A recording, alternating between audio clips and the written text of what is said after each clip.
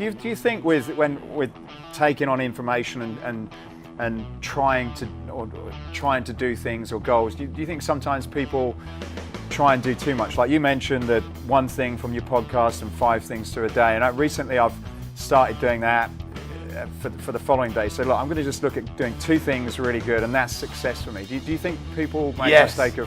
Yes. The answer is yes. I think like maybe someone just listened to my system like, oh my gosh, there's no way I can do that. Probably not. Like I wouldn't have done that 10 years ago either.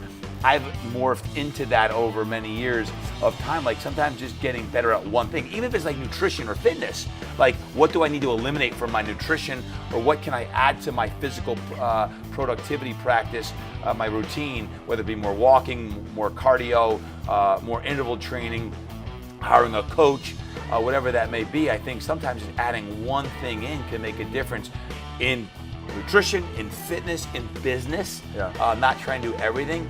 And I heard a quote recently that was pretty powerful. It was like, success traps are harder to get out of than failure traps.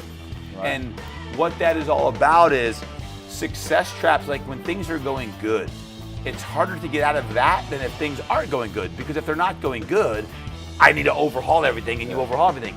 But like if your health is good but not great, well, you might just keep doing that because you didn't get a diagnosis that you have cancer, you have heart disease, or you have like, oh my gosh, I got a wake-up call, I got diagnosed with type 2 diabetes or type 1 diabetes. That's an alarm, and you try to overhaul everything. But when things are good, that's a trap.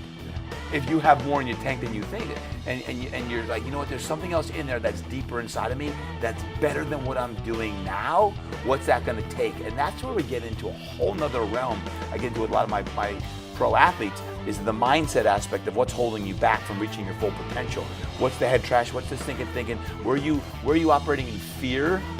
Where are you operating where you're scared of making those moves, because it takes a lot of courage. It takes stepping up and taking action on that. So I know I'm getting kind of deep on that, but I think it's all real stuff.